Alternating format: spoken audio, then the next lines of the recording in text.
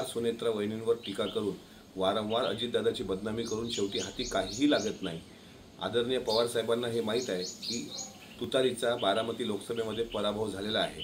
पण काही घडामोडी जर ज्या तुम्ही बारकाईनं बघितल्या, रोहित पवारांनी मतदानाच्या पूर्वसंध्येला केलेले एकामागून एक 5 ट्विट ज्याला कुठलाही अर्थ नव्हता, पैसे वाटपाचा केलेला आरोप खोटा, PDCC बँक उघडा असल्याचा त्यात चौकशी होणारच आहे, का उघडी होती काय होती त्याच दिवशी उघडी होती का, तो अपलोड केलेला व्हिडिओ खोटा। त्याचप्रमाणे नंतर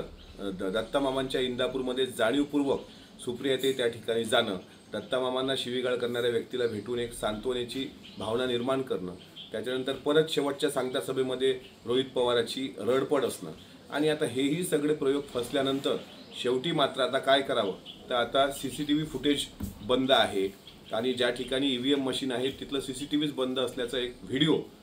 तुतारी गटाकडून अपलोड केला आहे। ही त्यांची शेवटची फळफळ आहे।